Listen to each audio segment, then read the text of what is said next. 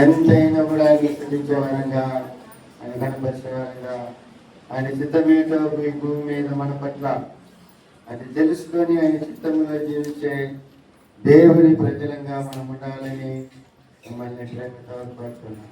హల్లెలూయా. సాయంత్రము 4 గంటల నుంచి యవనస్తుల కూడిక ఉంటుంది. యవనస్తులందరూ కూడా కలుసుకోవాల్సిందిగా మిమ్మల్ని ప్రేమతో కోరుతున్నాం. అలాగనే వారంలో బుధవారము, శుక్రవారాలు దేవుని ప్రార్థన మందిరంలో ప్రార్థన కూడికలు ఉంటుంది. దేవుని బిడ్డలు తెలుసుకున్నది దేవుని ఆశీర్వాదాలు పొందమని మళ్ళీ ప్రేమతో కోరుతున్నాం. అలాగనే దేవుని బిడ్డారా, రానున్న మాసములో మే మాసములో 7వ తేదీ గురువారము మన సంఘ సహవాసములో దేవుని బిడ్డారా, సంఘ పెద్దలుగా ఉన్న జొన్నల గడ్డ ఏఎస్కే మరియమ్మ కార్లకు దేవుడు ప్రేమించిన గర్భఫలాల్లో ప్రథమ ఫలమైనటువంటి కుమార్తె సువర్ణకు వివాహము ఏర్పాటు చేశారు. వరుడు వచ్చేసి తిరువత్తూరులో, చెన్నైలో ఉన్నటువంటి చెన్నై 19 తిరువత్తూరులో సత్యభూతి నగర్లో ఉన్నటువంటి మరి సవర మండల వేలాంగన్ని కుటుంబ గార్ల కుమారుడు అభిషేక్ అని వరుణకి ఇచ్చి రానున్న మాసము 7వ తేదీ గురువారము ఆ వివాహము 7వ తేదీ అక్కడ జరుగుతుంది వివాహము. మరి ఆ వివాహ సందర్భంగా వాళ్ళ ఎస్కేఎల్ వాళ్ళ ఇంటి తరఫున, కుటుంబం తరఫున వాళ్ళ ఇంటి దగ్గర 6వ తేదీ సాయంత్రం బుధవారం అక్కడ ప్రార్థన కూడిక, స్తోత్ర కూడిక ఆరాధన జరుగుతుంది. కాబట్టి ఈ కార్యక్రమం కొరకు ప్రార్థన చేయండి, వారి కొరకు ప్రార్థన చేయండి.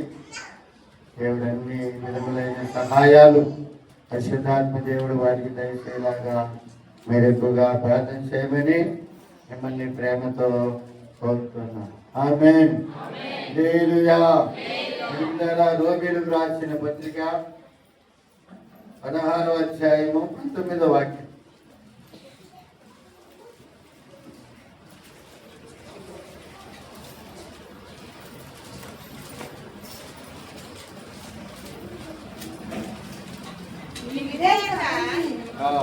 అందరికి ప్రచురమైనది కనుక మిమ్మల్ని గురించి సంతోషించున్నాను. మీరు మేలు విషయమే జ్ఞానులను, కీడు విషయమే నిష్కపట్టులై ఉండవాలని కోరుచున్నాను. సార్ దేని పిల్లారా,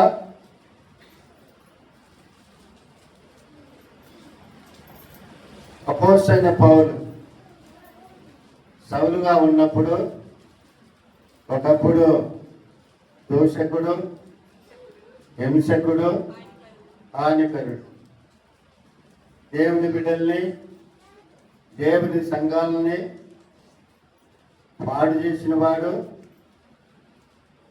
దేవుని బిడ్డల్ని హింసించిన వాడు. దైవ దర్శనాన్ని చూసిన తర్వాత, జీవితాలు మారిన తర్వాత దేవుని యొక్క స్వార్థను వెంటనే బిడ్డారా ప్రకటించడానికి ప్రారంభించాడు. యేసుక్రీస్తు యొక్క శిష్యులు 12 మంది చేసిన పరిచర్య కంటే ఎక్కువ పరిచర్య చేసిన వాడు అపోస్తలుడైన పౌలు. ఎక్కువ ప్రయాసపడిన వ్యక్తి ఎవరంటే అపోస్తలుడైన పౌలు. ఎక్కువ పత్రికలు రాసిన మనిషి ఎవరంటే తెలిపిల్లారా అపోస్తలుడైన పౌలు. యేసయ్య శిష్యులు 12 మంది ఉన్నప్పుడు కూడా వాళ్ళు పరిచర్య చేశారు. అయితే వారికంటే ఎక్కువగా పరిచర్య చేసిన వ్యక్తి ఎవరంటే తెలిపిల్లారా పౌలు. అమ్మా వెనకాల తీసుకోమని చెక్ మాడు తీసుకో.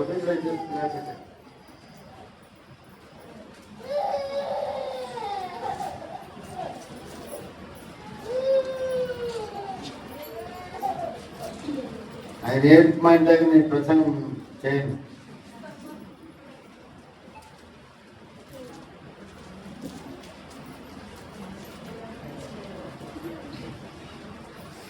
ఎక్కువ ప్రయాసపడిన వ్యక్తి ఎవరంటే పౌలు. ఆయా ప్రాంతాలకు వెళ్ళి సంఘాలను స్థాపించి మరొక ప్రాంతానికి పోయి దేవుని స్వార్థ అందించి సంఘాలను స్థాపించే ఒక అలవాటు అపోస్తలుడైన పౌలుకు ఉంది. తాను స్థాపించినటువంటి సంఘాలను మరలా పోయి వాళ్ళని కలిసి వాళ్ళను బలపరిచే అలవాటు అపోస్తలుడైన పౌలుకు ఉంది. అలా పాని పక్షాన ఏం చేసేవాడంటే పత్రికలు రాసి ఒక మనిషి దగ్గర పంపించి పలాని పట్టణానికి పోయి అక్కడ ఉన్నటువంటి దేవుని బిడ్డలకి పత్రికలు ఏంటి చెప్పి పత్రికలు రాసి పంపించి అక్కడ ఉన్నటువంటి దేవుని ప్రజలను బలపరిచే అలవాటు పౌలుకు ఉంది. యేసే శిష్యుల కంటే ఎక్కువ పరిచయం చేసిన మనిషి పౌలు. అపోస్తలుడైన పౌలు చేసిన ప్రయాణాలు ఈ బైబిల్ చివరి భాగంలో చూసినట్లయితే మనము ఆ మ్యాప్ చూడగలం. ఒక బలమైన పరిచయం చేసిన వ్యక్తి అపోస్తలుడైన పౌలు. ఈ పౌలు దేని బిడ్డగా అనేక సంఘాలకి ఉత్తరాలు రాసి ఎవరైనా పడిపోయింటే వాళ్ళని హెచ్చరించే అలవాటు ఉంది. దేవునికి దూరంగా పోతే వాళ్ళని బలపరిచి మరలా తీసుకొచ్చి నిలబెట్టి ప్రభువులో నిలబెట్టే అలవాటు పౌలుకు ఉంది. ఈ విధంగా దేని బిడ్డలారా మరి అనేక విషయాలు రోమాలో ఉన్నటువంటి దేవుని బిడ్డలకు రాస్తూ ఇదిగో ఈ మాట చెప్తున్నాను. ఏ మాట మనం చదివినటువంటి వాక్య భాగంలో ఉన్నటువంటి మాటను పౌలు తెలియపరచడం మనం చూడగలుగుతున్నాం. ఏమంటున్నాడంటే మీ విధేయత అందరికీ ప్రచురమైనది కనుక మిమ్మల్ని గురించి సంతోషించుతున్నాను అంటున్నాను. హల్లెలూయా. రోమాలో ఉన్నటువంటి ప్రజలు, యేసుని నమ్మిన దేవుని ప్రజలు, యేసునందు విశ్వాసం వచ్చిన దేవుని ప్రజలు, వాళ్ళు దేవునిలో దేని బిడ్డలారా విధేయులుగా ఉండుట అందరికీ ప్రచురమైనది కాబట్టి అతను వాళ్ళని గురించి పౌలు విన్నప్పుడు దేని బిడ్డలారా ఎంతో సంతోషపడుతున్నాడంట. ఆమేన్. హల్లెలూయా. రోమాలో ఉన్నటువంటి దేవుని ప్రజలు మంచి విధేయులని అందరికీ ప్రచురమైందంట, అందరికీ తెలిసిందంట. హల్లెలూయా. ఏమన్నా మన ఊర్లో ఏదైనా జరిగితే అందరికీ తెలుస్తుందా? తెలుస్తుందో తెలీదా? నిన్న మా వీధిలో ఒక గొడవ. ఒక ఆయన భార్యను కొట్టింది. కొట్టలేక పెద్ద కేకేసింది, ఎరికాక. 2 వీధులు వచ్చిన జనం, 2 వీధులు ఎంతో మంది, ఇంచుమించు ఒక 100 మంది వచ్చిండ్రు మా వీధిలోకి. చిన్న వీధి మాది. స్థలం చాలక మా ఇంటి గడప కంటే నిలబడ్డారు జనాలు. అంటే ఆ మనిషిని అరుపు అందరికీ కనబడింది. ఊర్లో ఒక మంచి కార్యం జరుగుతున్నా, ఒక చెడ్డ కార్యం జరుగుతున్నా అందరికీ తెలుస్తుంది కదండి. మంచి కార్యం కంటే చెడ్డ సమాచారం అయితే చాలా తొందరగా స్ప్రెడ్ అవుతుంది. అది సైకి కూడా మాట్లాడుకుంటాం.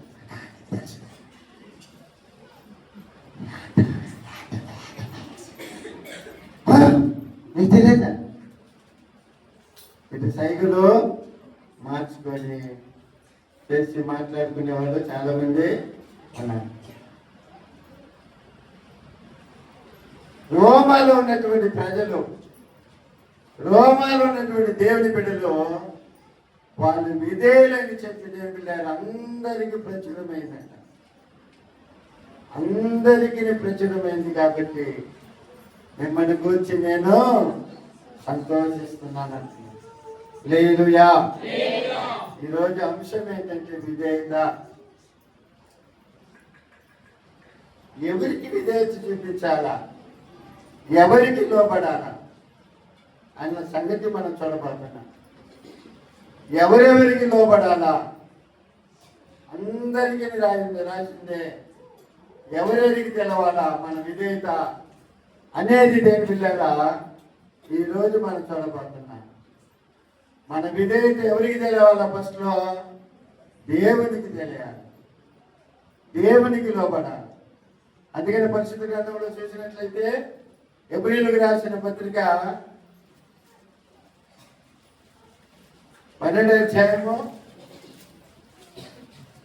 9వ వాక్యం. మరియు శరీర సంబంధులైన తండ్రులు మనకు శిక్షకులై ఉండిరి, వారి యందు భయభక్తులు కలిగి ఉంటుంది. అట్లయితే ఆత్మలకు తండ్రి అయిన వానికి హల్లెలూయా. చూడండి, పౌలు ఇక్కడ హెబ్రీయులకు రాస్తూ దేని పిల్లలకు మాట్లాడుతున్నాడు.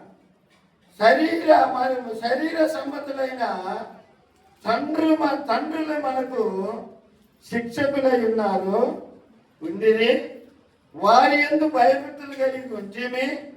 అట్లయితే ఆత్మలకు తండ్రి అయిన వానికి మరి ఎక్కువగా లోబడి భక్తుతో వలెను కదా అని దేవుని వాక్యం బోధిస్తుంది. ఏం విన్నారా? మన తల్లిదండ్రులకి మనము లోబడుతున్నాం. మీ తల్లిదండ్రులకు దేని పిల్లారా? మీ పిల్లలు, మీ తల్లిదండ్రులు అయితే మీ పిల్లలు మీకు లోబడాలి. అదే విధంగా దేని పిల్లారా? ఆత్మలకు తండ్రి అయిన వారికి మరి ఏ విధంగా శరీర సంబంధమైన తల్లిదండ్రులకు పిల్లలు ఏ విధంగా లోబడుతున్నారో ఆ విధంగా ఆత్మలకు తండ్రి అయినటువంటి దేవునికి మరి ఎక్కువగా లోబడాలి కదా అని చెప్పి దేవుని వాక్యం బోధిస్తుంది. అనగా దేని పిల్లారా? ఒక దేవుని బిడ్డ మారు మనసు పొందిన తర్వాత, బాప్తిసం పొందిన తర్వాత, ప్రభు బిడ్డగా మార్చబడిన తర్వాత, ప్రభు రక్తంలో కడగబడిన తర్వాత, దేవుని మందిరానికి వస్తూ దేవుని వాక్యము విడుచు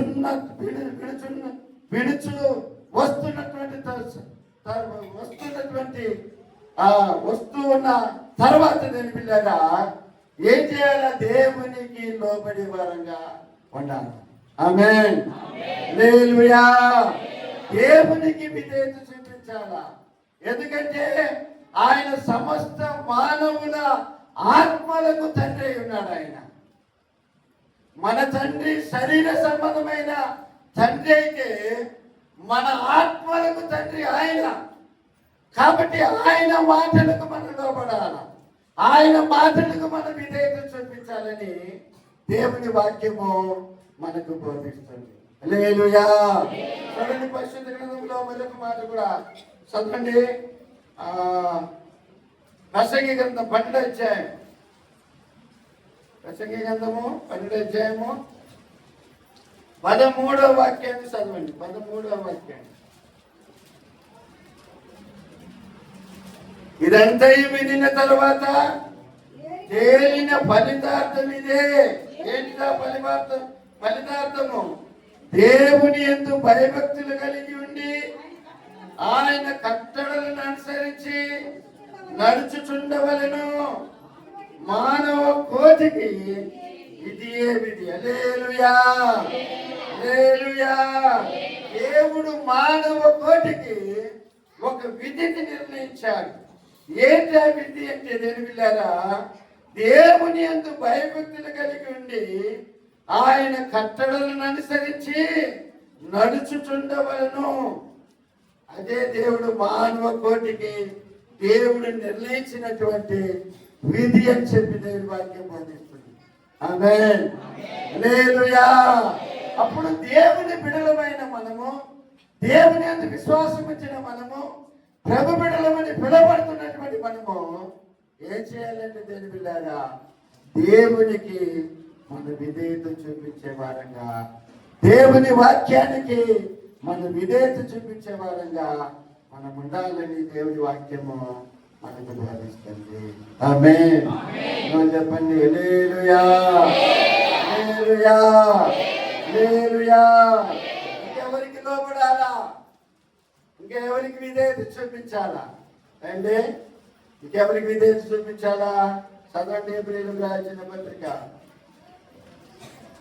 అంతకుముందు ఒక మాట చదవండి, అంతకుముందు ఒక మాట యోహాను సువార్త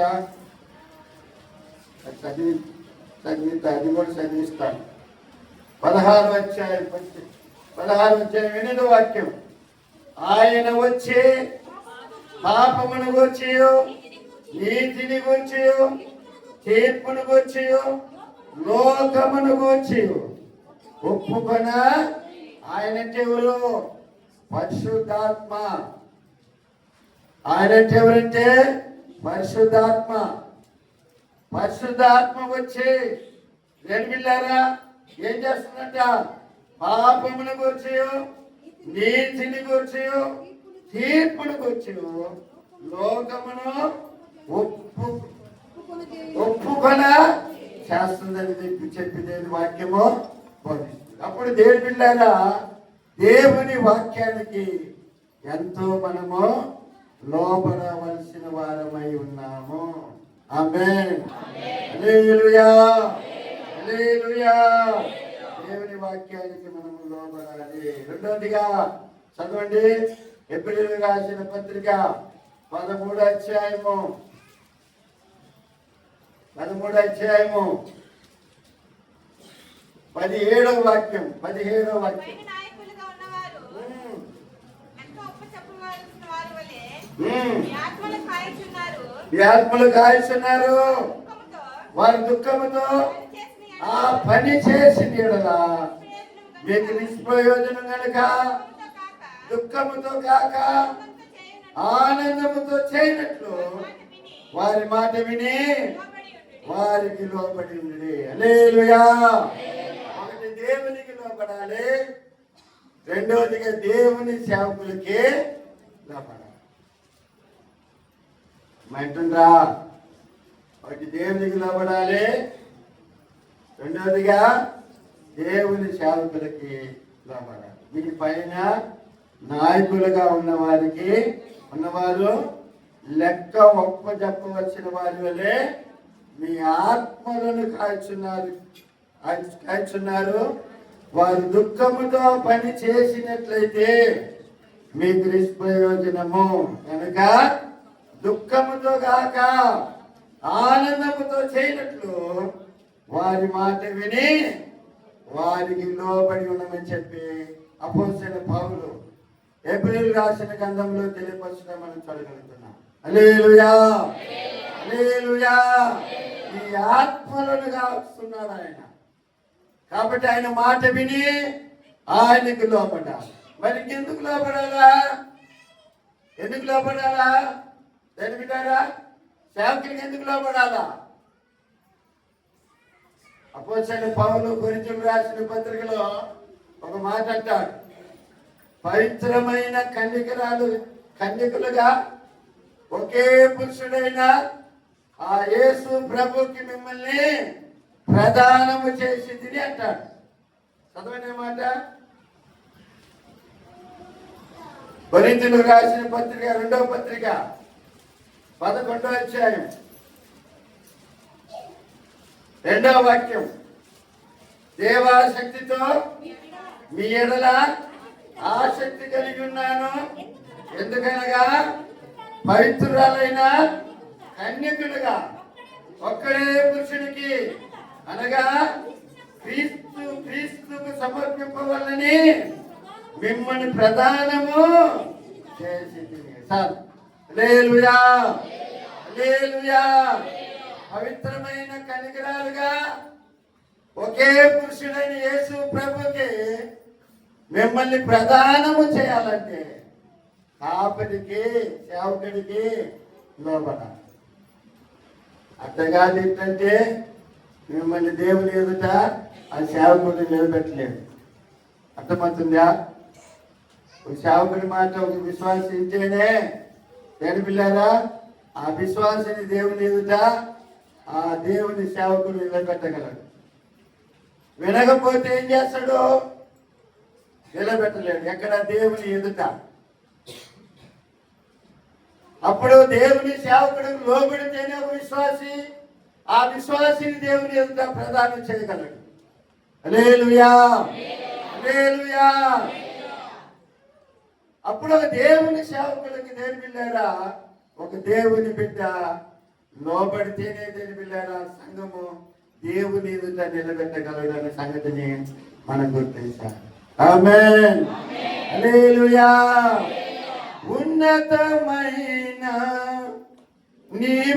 నీవుపదేశము నా నిత్య జీవముకే పూటము వేచితివి నీరూపము చూడనాడు. ఉన్నతమైన నీవుపదేశము జీవముకే పూటము వేచితివి నీరూపము చూడనాడు.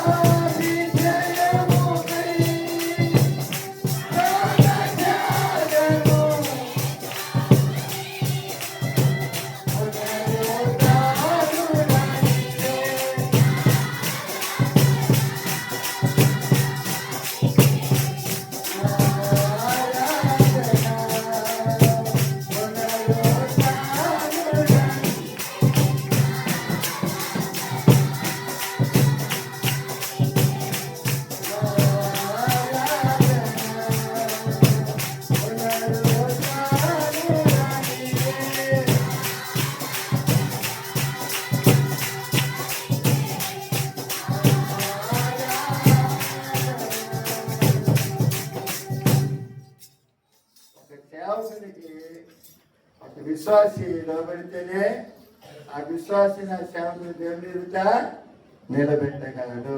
ఆమేన్. ఎంత పెద్ద వ్యక్తి అయినా సరే, ఎంత పెద్ద ధనికుడైనా సరే, ఎంత పెద్ద కోటీశ్వరుడైనా సరే, ఎవరి దగ్గర ఒక సేవకుని ఖచ్చితంగా లోబడి తీరాలి. ఏపీఆర్ఐ గారు మొట్టమొదటిగా ఇక్కడ ఈ ఏరియాలో సంగమం ఆకులు పట్టాయి ఏర్పడింది. ఆయన్ని రిబ్బన్ కట్ చేయడానికి చూశాం. ఆయన రిబ్బన్ ఎవరిని చైర్మన్ గారు జేపీఆర్ఐ గారు రిబ్బన్ కట్ చేయడానికి పిలిచాం. ఆయన వచ్చాడు. వచ్చిందే తలుపులు ఆ వాకిలికి రిబ్బన్ పెట్టినాం అత్తిచ్చి, వచ్చిందే కట్ చేయకపోయింది. తాగయ్యన్నాం. ఆ తాగయ్యలేక ఆగిపోయింది. ఆయన మరసాగా చూపించాడు. ఆపి ఒక ప్రార్థన, ఒక వాక్యం చదివి, ఒక పాట పాడి, మనలో ఒక ప్రార్థన చేసి తర్వాత కట్ చేయమన్నప్పుడు కట్ చేసాడు. మైతుండ్రా హల్లెలూయా హల్లెలూయా. ప్లేట్ లో కత్తిరి పెట్టలే, కత్తిరి తీసుకొని కట్ చేసిపోయింది. అది తాగయ్య అన్నం. ఆగిన తర్వాత దాని తర్వాత ఒక పాట, ఒక వాక్యము, దాని తర్వాత ఒక ప్రార్థన చేసిన తర్వాత అప్పుడు కట్ చేయమన్నప్పుడు దాని తర్వాత లోపలికి పాట చేసి దాని తర్వాత కూర్చోబడి నిలబడే అన్నాం. నిలబడు అన్నాం. నిలబడ్డాడు. దాని తర్వాత ఒక ప్రార్థన చేసినాం.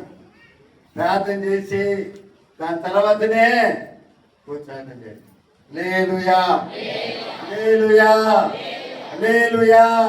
ఎందుకు ఈ మాట చెప్తున్నానంటే, నేను పిల్లారా, దేవుడు సంఘాన్ని కాపరికి అప్పచెప్పాడు. సంఘాన్ని కాపరికి అప్పచెప్పాడు.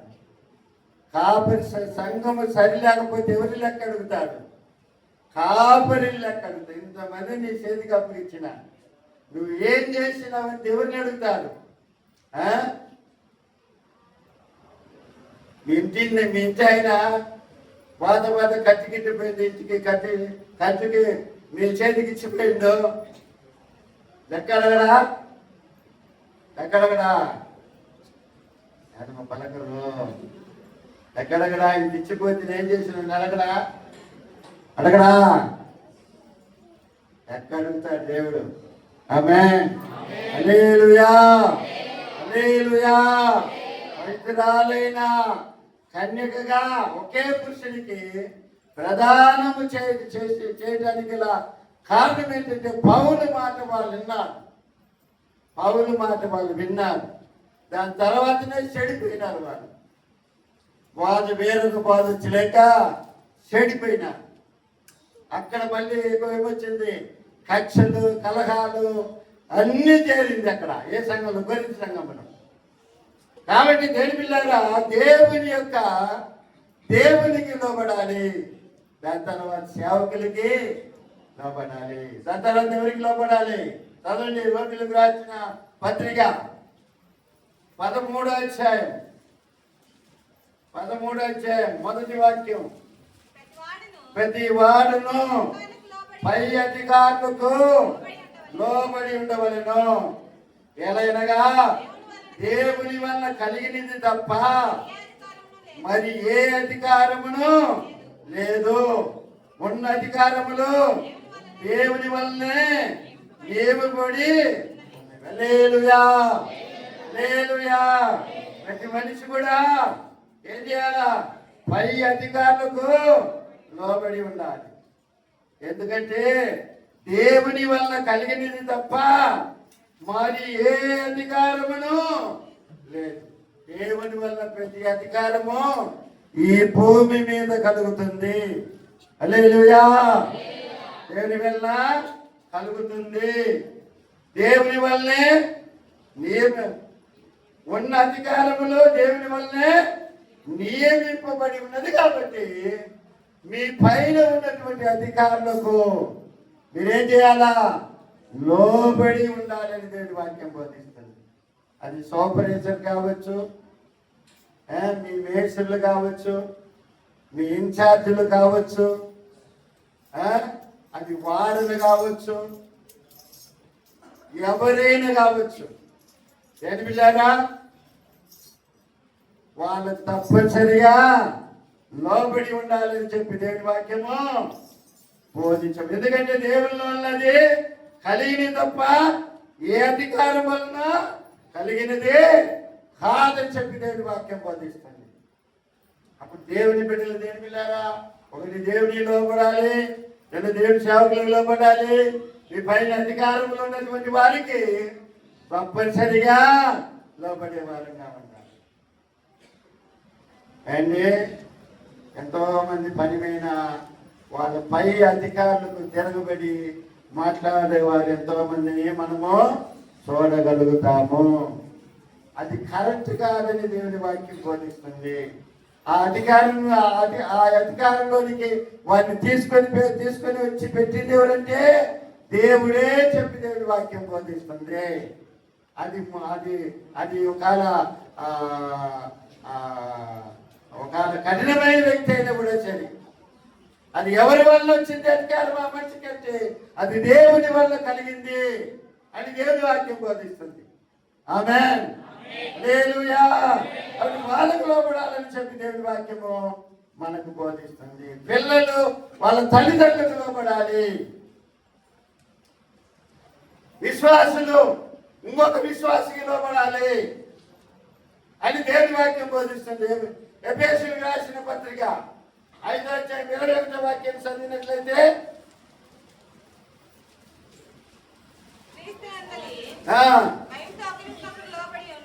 క్రీస్తునందు భయంతో ఒకరినొకడు లోబడి ఉండు అని చెప్పి దేవుని వాక్యం. అంటే విశ్వాసులు ఒక విశ్వాసి మరొక విశ్వాసికి లోబడి ఉండాలి. ఒకరినొకరు లోబడి ఉండటంలో తప్పేమీ లేదు. ఒకరినొకరు కనపరుచుకునే విషయంలో తప్పేమీ లేదు. ఒకరినొకరు హెచ్చించుకునే విషయంలో తప్పేమీ లేదు. ఒకరి మీద ఒకరు కొత్త చెప్పేదే, ఒకరి మీద ఒకరు చాడీలు చెప్పేదే, ఒకరి మీద ఒకరు కొండెములాడేదే తప్పు అని చెప్పి దేవుని వాక్యం బోధిస్తుంది. ఒకరికొకరు లోబడే విషయంలో తప్పు లేదు, గణపరుచుకునే విషయంలో తప్పు లేదు, హెచ్చించుకునే విషయంలో తప్పు లేదు, ప్రేమించుకునే విషయంలో తప్పు లేదు. ఏంటి? ఒకరినొకరు హెచ్చరించుకునే విషయంలో కూడా తప్పు లేదు.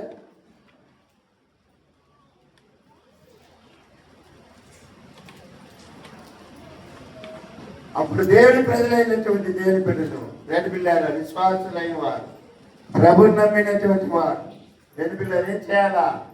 ఒకటి దేవునికి లోబడాలా, తర్వాత దేవుని సేవకులకి లోబడాలా, పై అధికారం కలిగినటువంటి వారికి లోబడాలా, పిల్లలైతే తల్లిదండ్రులకు లోబడాలా, విశ్వాసులైతే మరొక విశ్వాసునికి లోబడే దాంట్లో తప్పేమీ లోబడాలి. దేవుని వాక్యమే బోధిస్తుంది. భార్యలైతే భర్తలకు లోబడాలి.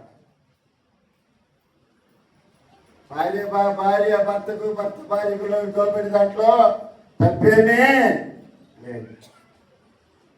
ఒకరినొకరు ప్రేమించుకోవచ్చు, ఒకరినొకరు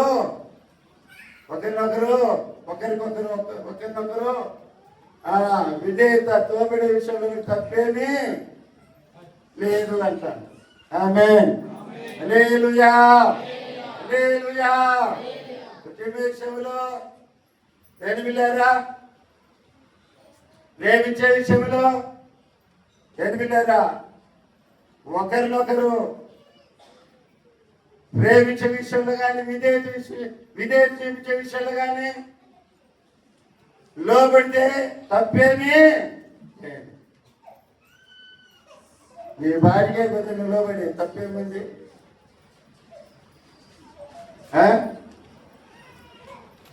భర్త నాకు తెలిసి నా అనుభవంలో భర్త భార్య కోరిపోయినట్లు ఉండాలి. నాకు తెలిసి అప్పుడే కాపులు ముందుకు పోదు. నేను మగాన్ని నేను ఆడదాను.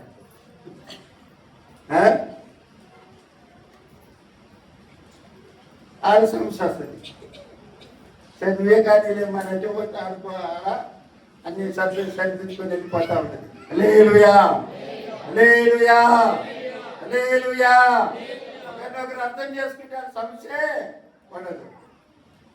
అందుకని వివాహంలో కొన్నిసార్లు ప్రసంగం చేస్తా ఉంటామని, వివాహం అనేది శరీరంగా ప్రారంభించి మానసికంగా ఎదిగి ఆత్మీయతలో వహించాలంట అంట. కొన్ని సందర్భాలు జ్ఞాపకం వస్తే వివాహం ప్రారంభంలో శరీరకంగా ప్రారంభించి శరీరానుసారం ప్రారంభించి మానసికంగా ఎదిగి ఆత్మీయతలో వాళ్ళు వహించాలి. మానసికంగా అంటే ఒకరి మనసు ఒకరు అర్థం చేసుకొని ఒకరికొకరు లోబడితే సమస్య ఉండదు. ఈనాడు భార్య భర్తలకు ఏమి డౌట్, భర్తకు డౌట్, భార్యకి డౌట్. కారణం ఏంటి? వారు మానసికంగా ఒకరినొకరు అర్థం చేసుకోలేదు కాబట్టి సమస్య.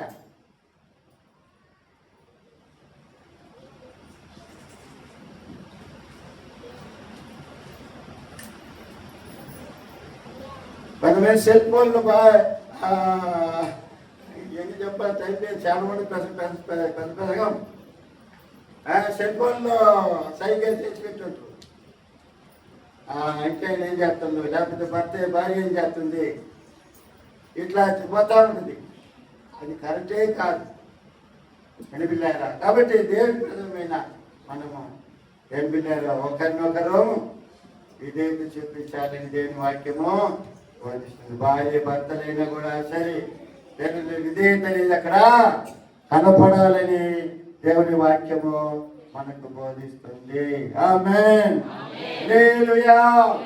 ఎంతమంది చెప్పాను, ఎన్నికలు చెప్పాను. ఒకటే దేవునికి లోబడి, రెండవదిగా సేవకులకి లోబడి, మూడవదిగా పై అధికారులకి లోబడి, నాలుగవదిగా విశ్వాసులకి, ఒక విశ్వాసకి ఒక విశ్వాసి ఏం పర్లేదు. ఐదవదిగా తల్లిదండ్రులకు పిల్లలు లోబడి ఉండాలి. భార్య భర్తల విషయంలో దేవుళ్ళు ఒకరినొకరు లోబడే విషయంలో, ప్రేమించే విషయంలో తప్పేమీ లేదు. హల్లెలూయా, హల్లెలూయా. ఇలా దేవుని పిల్లలు లోబడినవాడు. దేవుని పిల్లల పరిశుద్ధ గ్రంథంలో చాలా మందిని పరిశుద్ధ గ్రంథంలో మనము చూడవచ్చు. ఈ విధంగా లోబడి దేవుని పిల్లలు దేవుని వర్షపెట్టి చూడాలని చాలా మందిని వర్షపెట్టి ఒక 15 మంది రాసుకొని వచ్చిన. ఈ విధంగా లోబడిన వారు, దేవునికి లోబడిన వారు, అధికారానికి లోబడిన వారు, ఏ విధంగా నిలిపిల్లారా. మరి కొంతమందికి లోబడిన వారు, కొంతమంది పరిశుద్ధ గ్రంథంలో చాలా మందిని చూడగలుగుతారు. ఆ విధంగా మొట్టమొదటి మనం చూసినట్లయితే నోవాహు దేవునికి లోబడినాడు.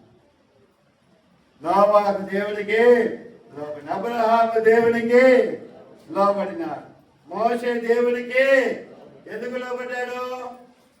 దేవుని మోషే ద్వారా దేవుడు ఆ జనాల్ని అక్కడి నుంచి విడిపించుకొని రావడము దేవుని యొక్క ఉద్దేశం. ఎక్కడి నుంచి? ఐగుప్తు దేశంలో నుంచి కనానుకు తీసుకొని రావడం దేవుని యొక్క ఉద్దేశం. మోషే లోబడి, యెహోషువ లోబడినాడు. ఆ విధంగా దేవునిలో కాలేబు దేవుని పిల్లారా లోబడినట్లుగా దేవుని వాక్యంలో చూడగలదు. గిద్యోను మిద్యానీయుల చేతిలో నుంచి ఇశ్రాయేలును విడిపించడానికి దేవునికి లోబడినట్లుగా దేవుని వాక్యంలో మనం చూడగలుగుతాం. రూతు ఏం చేసి తన అత్తకి మా ఇంటుందా లేదా, ఉండరా లేదా, ఉండరా. రూతు తన అత్తకి లోబడి.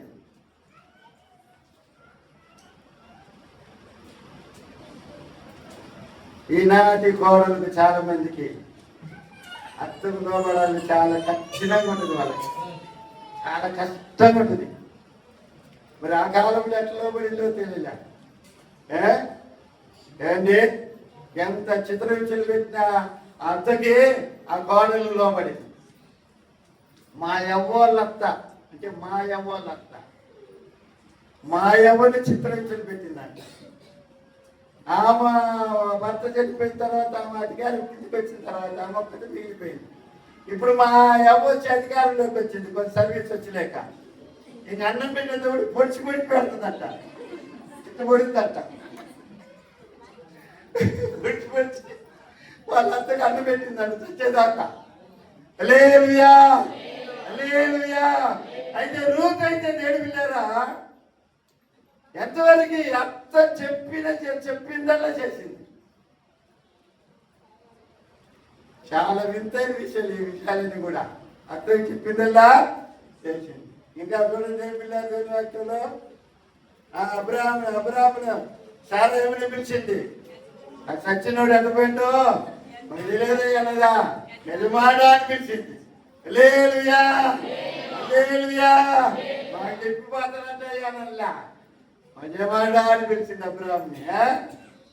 సమూయేలు దేవునికి లోబడ్డాడు, శతాధిపతి దేవునికి లోబడ్డాడు. దేని బిడ్డారా పౌలు శీల దేవుని సేవకులకి లోబడ్డాడు. ప్రవక్త అయినటువంటి ఆ ఎలియా దేవునికి లోబడినట్లుగా దేవుని వాక్యంలో చూడగలుగుతాం.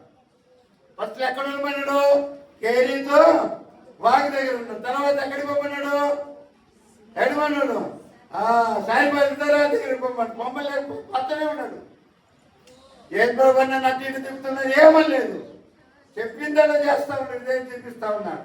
హల్లెలూయా హల్లెలూయా. ఆ విధంగా నేర్పిల్లారా మన దేవునికి విధేయత చూపించదము గాక. అదే చూపించినట్లయితే ఏమొస్తుంది మనకి, దాని ద్వారా వచ్చే ఫలితం ఏంటి అని దేవుని వాక్యం మనం గమనించినట్లయితే చదవండి ఆదికాండం 24 అధ్యాయం.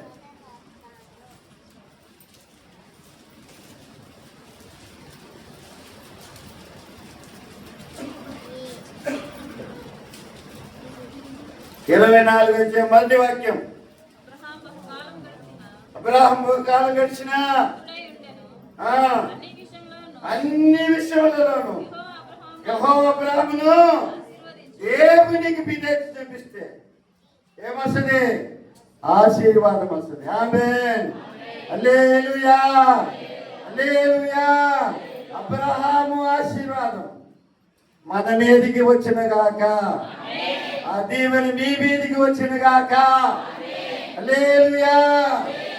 గట్టిగా చెప్పండి, ఆత్మదేవుడిని దీవించిన గాక. ఇది రావాలి సౌండ్, ఇది సౌండ్, అసలు సౌండ్. బ్యాటరీ దగ్గరలో అయిపోకూడదు, గట్టిగా చెప్పాలి విశ్వాసంతో. మన విశ్వాసమే దేవుడి యందు కార్యాలు ఆశీర్వాదం తీసుకొచ్చాడు. ఆమేన్ హల్లెలూయా. చూడండి దేవుని బిడ్డలారా, సమస్త విషయములో దేవుని బిడ్డలారా అబ్రహామును దేవుడు దీవించినట్లుగా చూస్తున్నా. కారణం ఏంటి, ఒకే ఒక కారణం, విధేయత. ఒకే ఒక కారణం. తమిళ అంటారు పడిల మొదలు పడి కీழ்పడి, పడిలు మొదలు పడి కీழ்పడి. నువ్వు విధేయత ఉన్నప్పుడు ఆటోమేటిక్గా దేని పిల్లారా ఆ దేవుని తప్పనిసరిగా మీ మీదకి వస్తుంది. ఆమేన్ హల్లెలూయా. ఈ విధేయత అందరికీ ప్రచురం కావాలి, అందరికీ తెలవాలి. అది పని మీద కానీ, అది ఇంటి దగ్గర కానీ, సంఘంలో కానీ, చేసే ప్రతి స్థలములో కూడా దేని పిల్లారా మీ విధేయత కనపడినప్పుడు దాని ద్వారా వచ్చే దీవెనే వేరు అన్న సంగతిని మనం గుర్తించాలి. ఆమేన్ హల్లెలూయా. అబ్రహామును దీవించిన దేవుడు మిమ్మల్ని కూడా దీవించిన గాక. విధేయత చూపించిన వారికి తెలిపినారా ఆయన వాగ్దానం కూడా నెరవేరుతుందన్న సంగతిని గుర్తుపెట్టుకోవాలి. ఎవరైతే విధేయత చూపిస్తారో వారికే ఆయన వాగ్దానం కూడా నెరవేర్చబడుతుంది. చదవండి యెషయా గ్రంథము, చదవండి. టైం అయిపోతా ఉంది, ముగిస్తాను.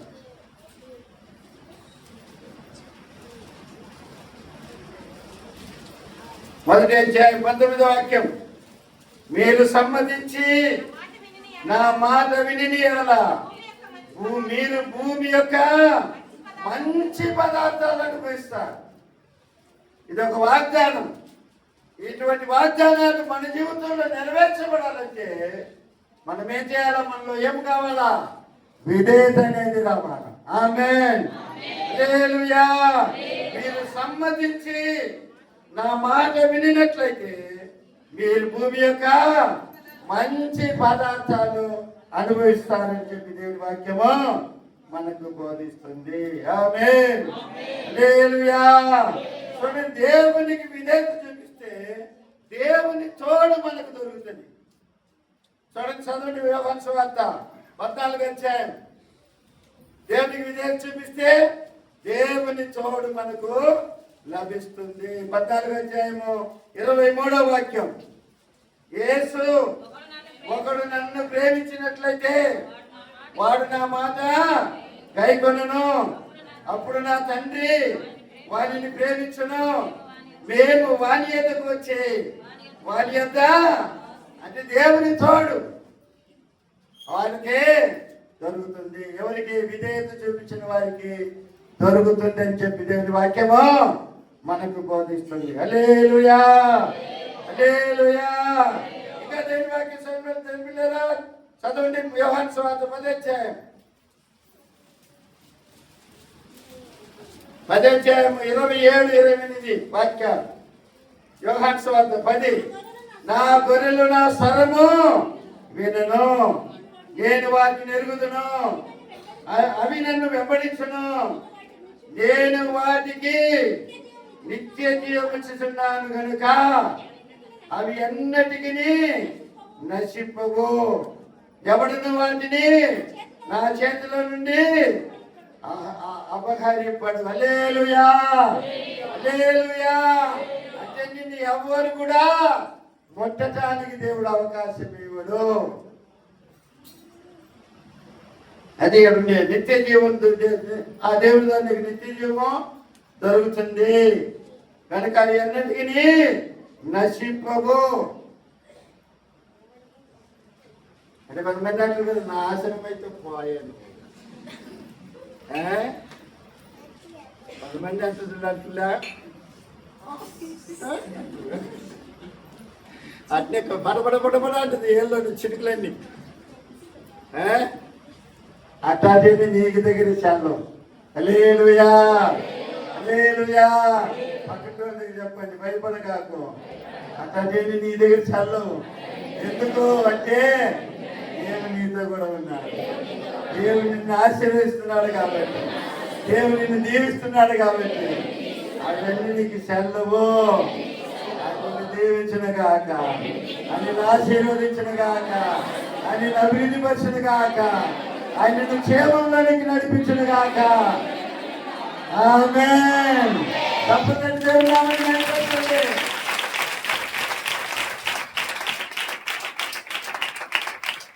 ఒకే ఒక మాట చూపించి నేను ముగిస్తాను. చదవండి ద్వితీయోపదేశ కాండం. ద్వితీయోపదేశ కాండము 11వ అధ్యాయం 14వ వాక్యం చదవండి. 11-14. మీ దేశమునకు వర్షము అనగా తొలకరి వానను కడవరి వానను దాని కాలమున కురిపిస్తాను. అందువలన నీవు నీ ధాన్యమును, నీ ద్రాక్షారసమును, నీ నూనెను కూర్చుకుందు. ఎప్పుడు? ఆయనకు విధేయత చూపించినప్పుడు. ఆమేన్. హల్లెలూయా. హల్లెలూయా.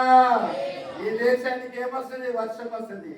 అనగా తొలకరి వాన కడవరి వాన దాని కాలమున కురిపిస్తాడు. అందువల్ల నీవు నీ ధాన్యాన్ని, నీ ద్రాక్షరసమును, నీ నూనెను కూర్చుకుంటావంట. హల్లెలూయా. హల్లెలూయా.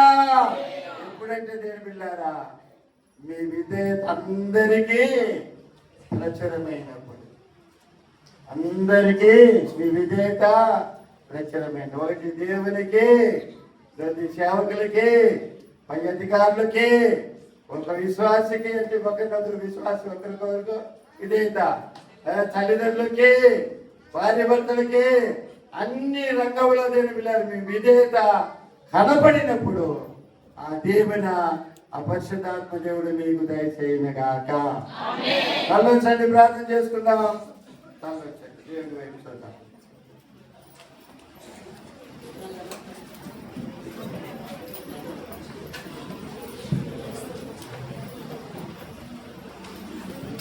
సాయంత్రం వైపు చూద్దాం. పరిశుద్ధాత్మ దేవుని వైపు చూసి ప్రార్థన చేసుకున్నాం. తండ్రి నీ పన్ను దేవుని నమ్మిన దేవుని బిడ్డ దేవుని బిడ్డారా, వారికి ఉండాల్సినటువంటి మొదటి క్యారెక్టర్ గుణం ఏంటంటే విధేయత అనేది కనపడాలి. దేవుని నమ్మింది గొప్పది కాదు కానీ, విశ్వాసం ఇచ్చేది గొప్పది కాదు కానీ, దేవుని మందిరానికి వచ్చేది గొప్పది కాదు కానీ, ఆయనకి విధేయత చూపించట గొప్పతనం. ఆ విధేయత అందరికీ తెలియాలా, అందరికీ తెలియాలా. నీ దేవునికి తెలియాలా, నీ సేవకునికి తెలియాలా, నీ పై అధికారికి తెలియాలా, నీ తోటి విశ్వాసికి తెలవాలా, నీ తల్లిదండ్రులకు తెలియాలా, నీ భార్య లేకపోతే నీ భర్తకు తెలియాలా నీ విధేయత.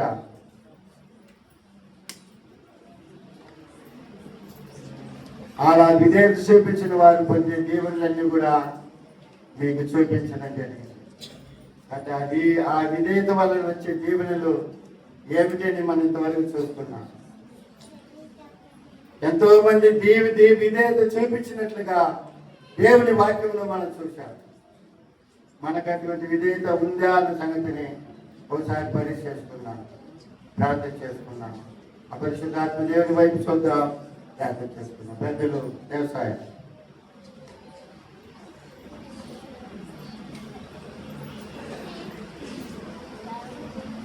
స్తోత్రములైన పరిశుద్ధులమైన మా తండ్రి, జీవముగలపతి, సర్వనతులమైన మా తండ్రి, సర్వాధికారి, సర్వశక్తి మంతుడ, మహిమగల తండ్రి, కృప కలిగిన మా యేసయ్య, మీ పాదముల వందనాలు, స్తుతులు, స్తోత్రాలు చెల్లించుకొంచున్నాము.